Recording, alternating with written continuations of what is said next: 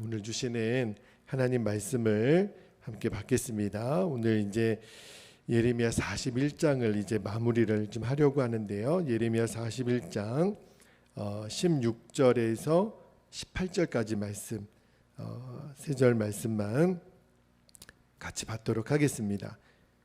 자, 16절 말씀 제가 먼저 읽겠습니다.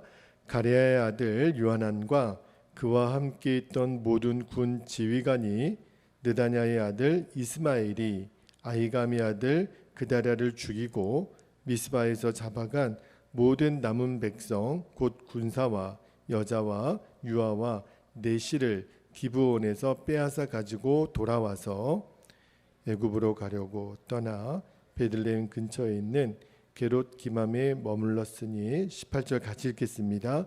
이는 느다냐의 아들 이스마엘이 바벨론의 왕이 그 땅을 위임한 아히감의 아들 그다랴를 죽였으므로 그들이 갈대아 사람을 두려워함이었더라. 아멘. 하나님 말씀입니다. 오늘 새벽에는 누구를 더 두려워할 것인가, 누구를 더 두려워할 것인가라는 제목으로 말씀을 나누고 우리가 기도하겠는데요. 먼저 오늘 본문에서 첫 번째로 붙들고 기도할 제목은 예레미야에서 여러 번 나온 주제 중에 하나가 있는데요. 과거를 통하여 또는 역사를 통하여 정확히 배움으로 더 나은 미래를 준비하는 인생이 되게 하소서. 우리가 타산지석이라는 말도 있고 온고지신이라는 말도 있죠.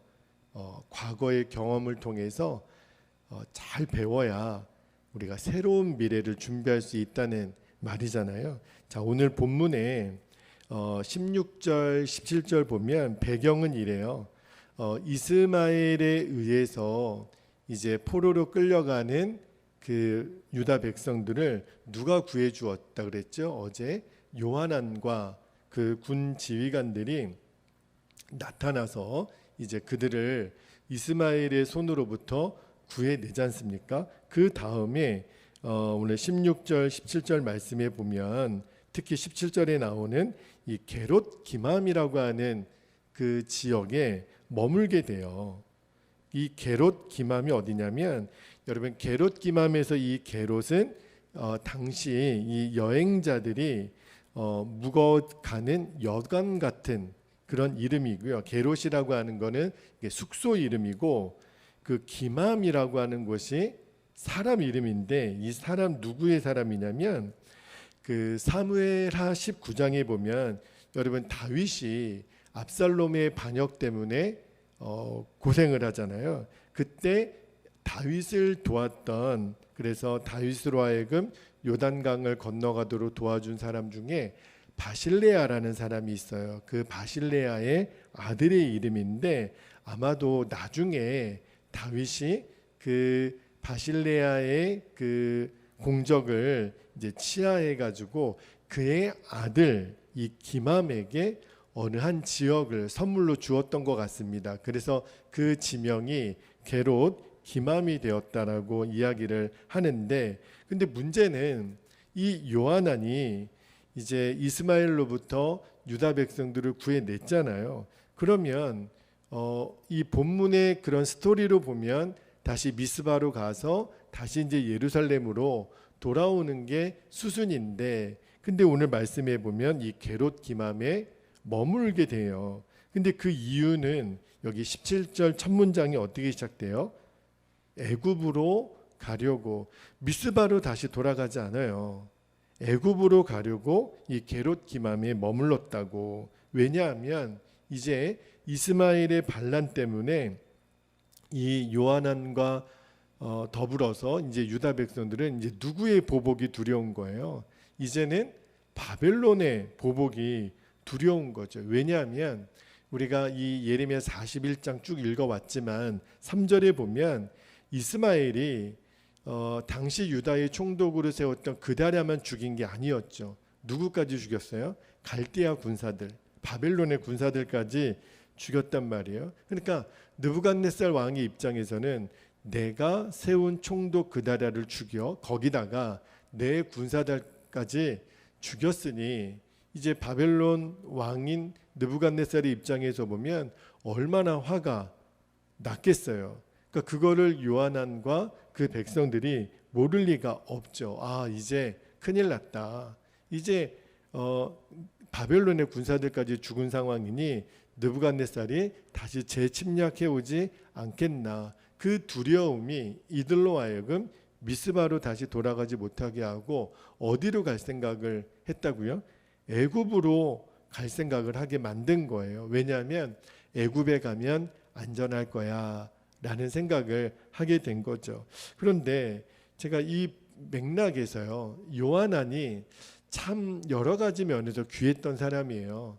그 그다랴에게 이스마엘의 그 계략을 알려주기도 했고, 또 군사들을 데리고 끌고 와서 유다 백성들을 이스마엘의 손에서 구해내기까지 하잖아요. 참 요하난이 여러 면에서 참 귀한 사람인데, 근데 결정적인 순간에 이 올바른 판단을 내리지 못한 것은 두고두고 아쉬운 대목으로 남아요. 왜냐하면 요하난이 한 가지 알아야 될 것이 있습니다. 물론 당시 상황으로 보면 바벨론의 보복이 두려울 만한 상황이기는 해요. 그런데 요하난이 뭘 하나 간과를 했냐면, 왜 유다가 이토록 멸망이라는 하나님의 심판을 받아야만 했을까? 그거를 역사 속에서 또 과거의 경험에서 정확히 알아야만 했었는데, 그것을 요하난이 놓친 거죠. 여러분, 우리가 지금까지 예레미야 41장까지 오면서 왜 유다가 멸망하게 되었는지는 이제 잘 알죠. 이제 여러분이 새벽마다 예레미야 말씀을 쭉 따라오셨다면 이제는 아마 여러분들이 설교를 하실 정도로 그 이유를 아실 거예요. 하나님이 유다 백성들에게 회개하라, 죄를 돌이키라 수백 번 수천 번 얘기를 했고요. 또 예레미야를 통해서도 굳이 바벨론하고 싸우지 말아라, 항복하는 게 최선이다, 바벨론으로 포로로 끌려가는 것이 잠시 잠깐은 고통이겠지만 그것이 오히려 안전한 길이고 하나님의 징계를 달게 받는 길이다라는 것을 수도 없이 예레미야 선지자를 통해서 하나님 말씀해 주셨어요. 그런데 그들은 끝까지, 유다 백성들은 회개하지 않았고 하나님 뜻에 돌이키지 않았잖아요. 그리고 당시 바벨론과 끝까지 싸울 수 있었던 그들 마음의 근저에 뭐가 있었냐면, 애국과 같은 동맹을 맺은 나라를 의지하면 그들이 우리를 보호해 줄 거다, 그들이 우리를 지켜줄 거다라고 하는 어떤 인간적인 생각 때문에, 인간적인 생각으로 하나님의 뜻까지 자기들이 막아보려고 했던 거죠. 그런데 그게 더 악수가 되었던 거예요.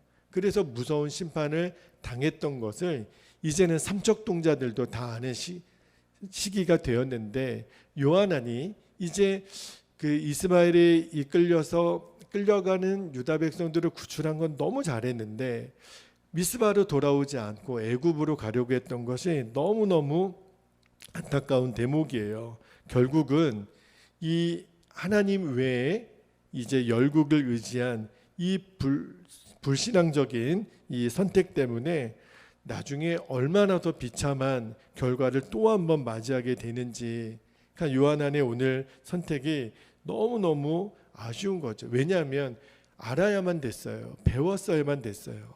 여러분, 한 번 실수는 얼마든지 할 수 있죠. 두 번 실수 얼마든지 할 수 있어요. 그러나 실수와 실패를 하는 것이 왜 하나님이 허락하셨냐면 배우라는 거죠. 이 이스라엘의 역사를 오늘 우리에게 읽게 하시는 것도 동일해요. 아, 똑같은 실수를 반복하지 말아야지. 개가 그 토한 것을 도로 먹는 것처럼 우리는 개가 아니잖아요. 그렇다면 우리는 한 번 실수해서 배우면 되는 거거든요. 근데 이 요하난도 그랬던 것 같아요. 이 유다 백성들하고 자기들끼리 서로 이야기를 하지 않았겠습니까?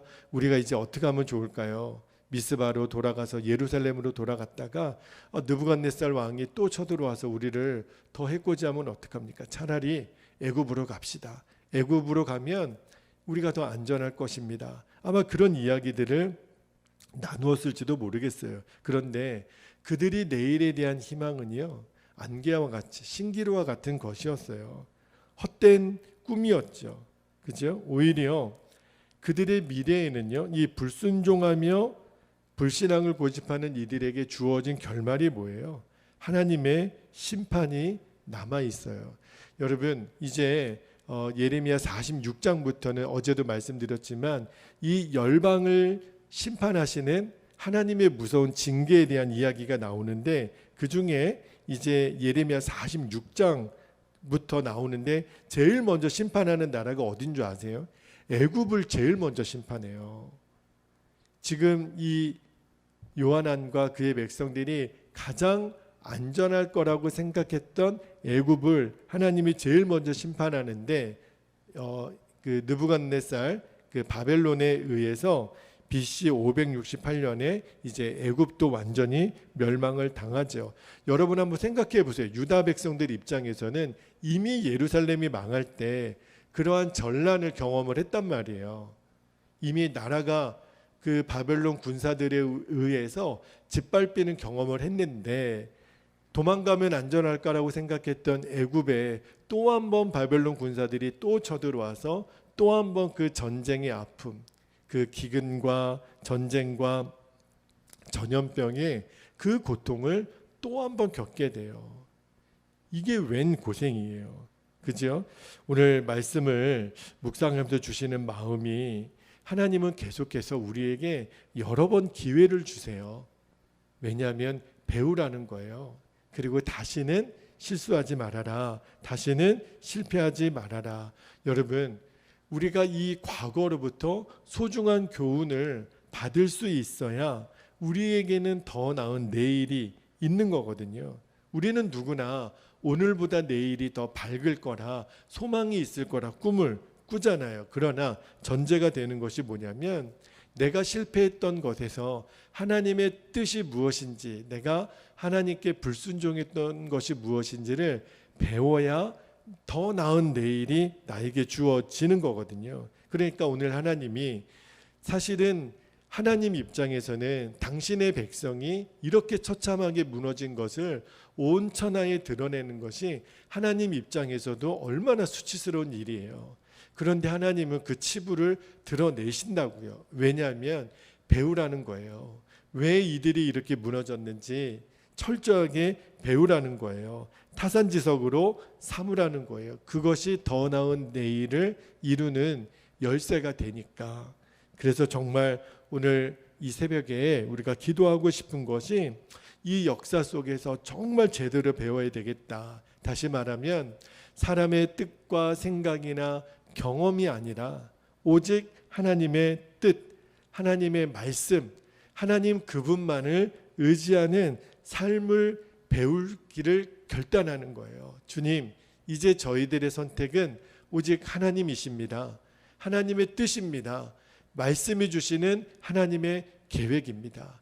이거를 정확히 배우면 우리에게도 소망이 있는 거예요.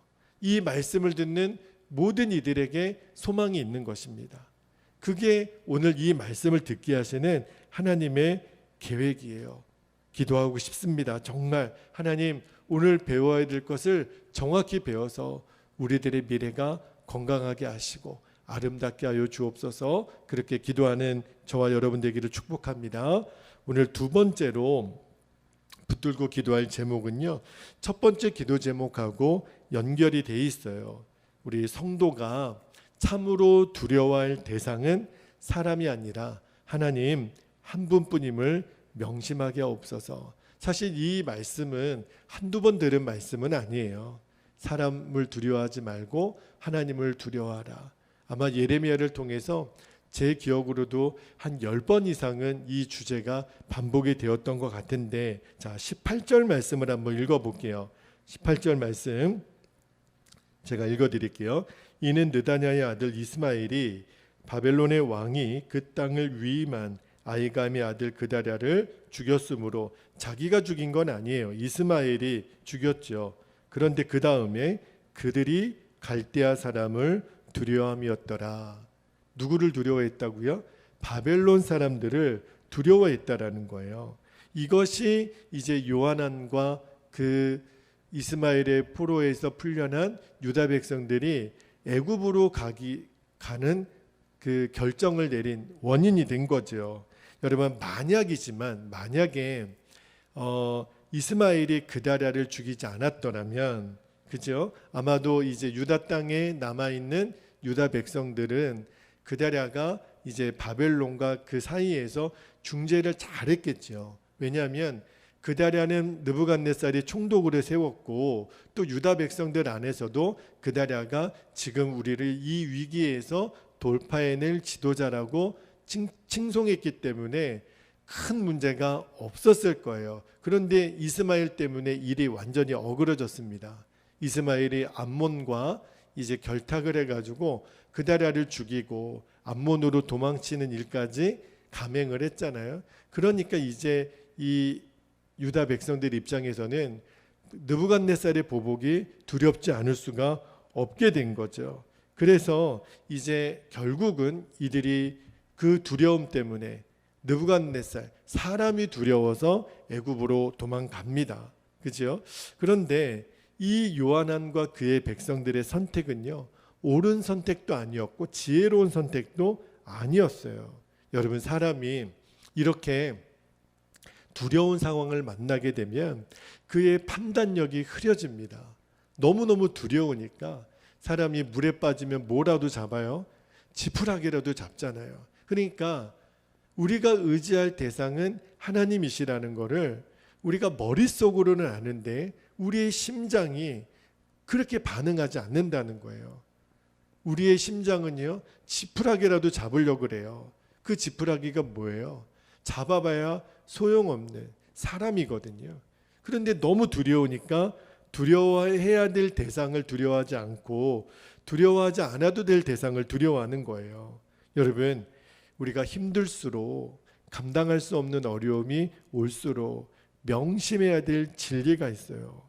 비록 지금 요하난과 유다 백성들의 입장에서는 이제 우리는 끝났다, 나라도 망했지, 보호해줄 군사도 없지, 성도 없지, 그리고 지금 바벨론의 군사들이 곧 보복하여 올 텐데 두렵죠. 충분히 두려울 만한 상황이죠. 그런데 그럴수록 이들에게 명심해야 될 진리가 있는데 그게 뭐예요? 하나님이 계시다는 거예요.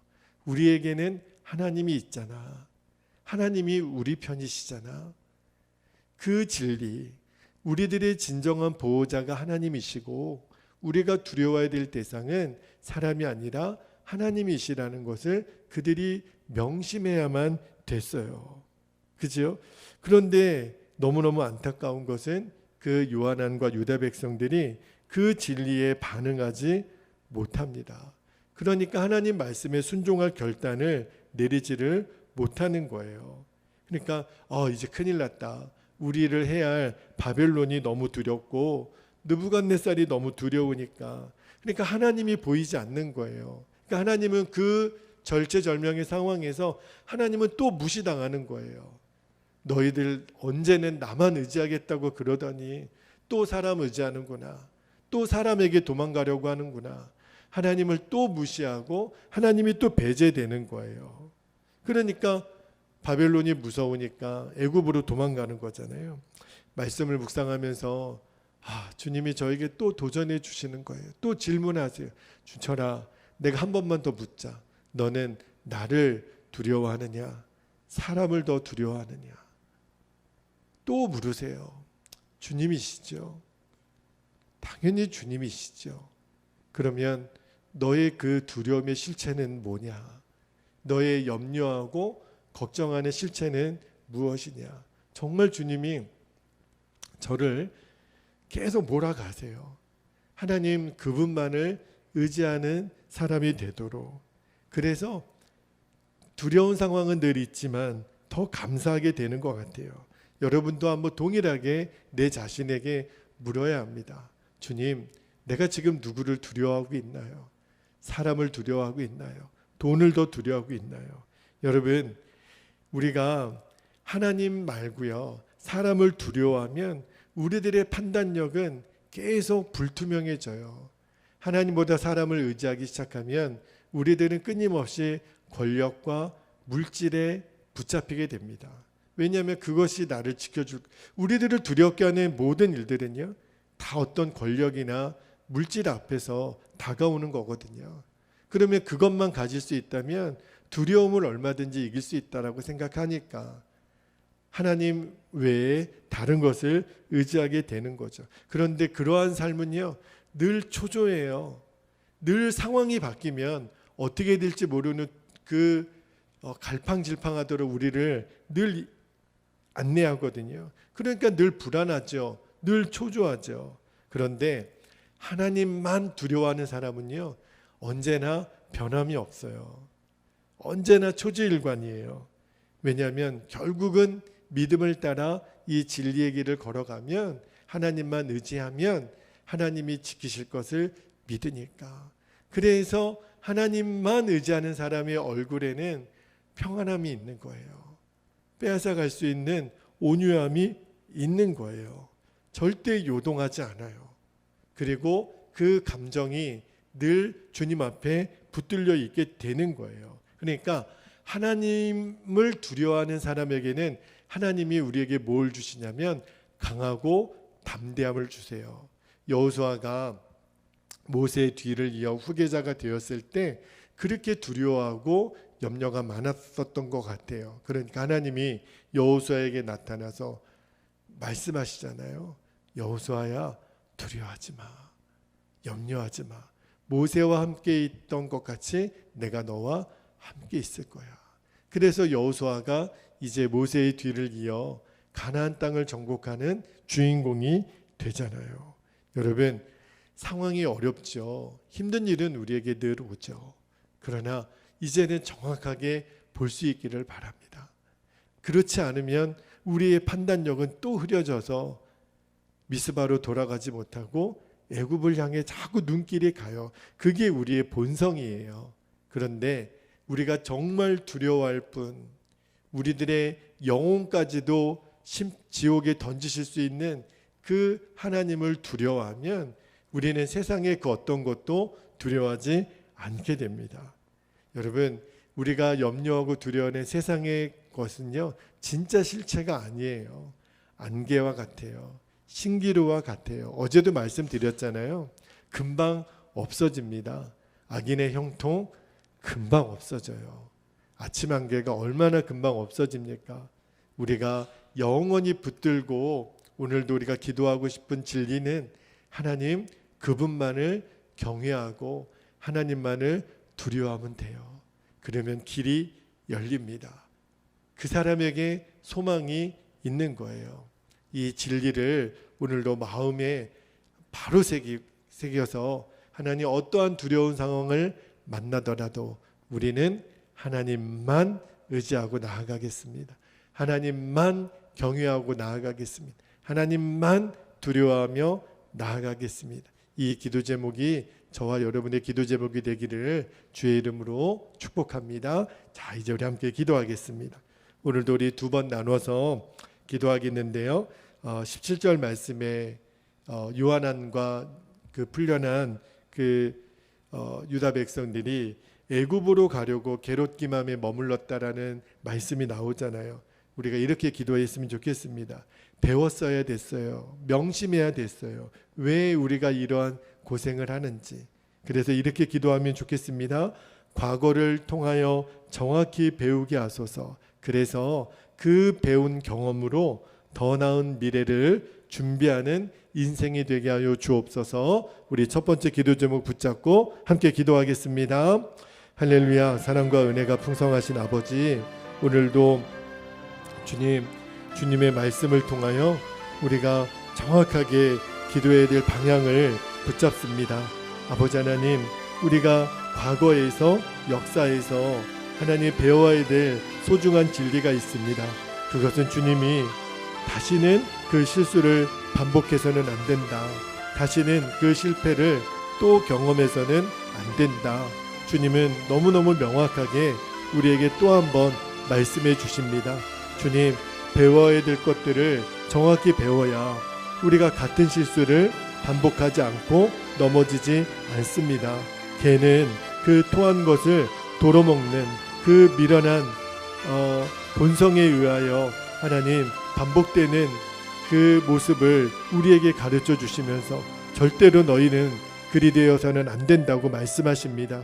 왜냐하면 우리에게는 하나님의 형상이 있는, 하나님의 형상을 따라 지음받은 너무너무 고귀하고 소중한 존재로 우리 인간을 만드신 아버지 하나님, 이제 우리가 배워야 될 것들을 배워야 더 나은 미래가 우리에게 존재할 수 있는 것이고, 우리가 내일이 소망이 있는 것을 하나님 오늘 정확하게 배우게 되기를 원합니다.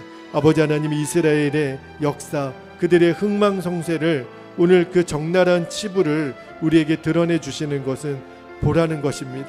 배우라는 것입니다. 이제는 명심하라는 것입니다. 이제는 우리가 의지할 것이 애굽이 아니라 하나님이셨음을, 아버지 하나님, 왜 요한안이 결정적인 순간에 하나님 그 판단을 내리지 못했는지, 두려움이 아무리 커도 아버지 하나님, 하나님보다 더 클 수 있겠습니까? 아버지 하나님, 이제는 배우기를 원합니다. 정확하게 보기를 원합니다. 이제는 우리가 다시는 반복된 실수에서 아버지 하나님 돌이키는 그러한 복된 인생이 되기를 아버지 하나님 원합니다. 그렇게 우리를 인도하여 주옵소서. 감사드리며 주 예수님의 이름으로 기도하옵나이다. 아멘. 아멘. 자, 우리 두 번째로 우리 기도할 때 더 깊은 기도를 드릴 수 있기를 바랍니다. 18절 말씀에 요한안과 그의 백성들이 두려울 수밖에 없었던 이유는 하나님보다 바벨론이 두려웠다 그랬어요. 느부갓네살이 두려웠다 그랬어요. 사람이 두려움에 사로잡히면 올바른 판단을 이렇게 내리지 못합니다. 우리가 이렇게 기도하면 좋을 것 같아요. 성도가 참으로 두려워할 대상은 사람이 아니라 오직 하나님 한 분뿐임을 명심하게 없어서. 늘 반복되는 주제지만 우리들이 정말 진리로 붙잡아야 됩니다. 하나님만을 붙잡는, 하나님만을 두려워하는 인생 되게 하여 주시옵소서. 우리 주의 이름을 간절히 부르고 통성으로 기도하겠습니다. 주여, 아버지 하나님 감사합니다.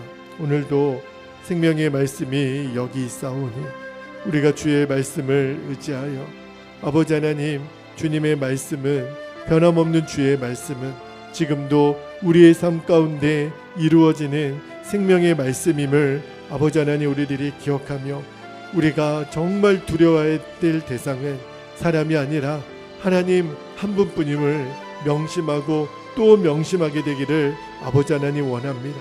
사람이 두려움에 사로잡히면 이렇게 판단력이 흐려져서 보아야 될 것들을 못 보고 정확히 내려야 될 판단을 내리지 못하고 엉뚱한 곳에 결국은 최악수를 두고 맙니다. 아버지, 우리가 두려워할 대상이 어찌 세상이겠습니까? 어찌 물질이고 어찌 세상의 권력이겠습니까?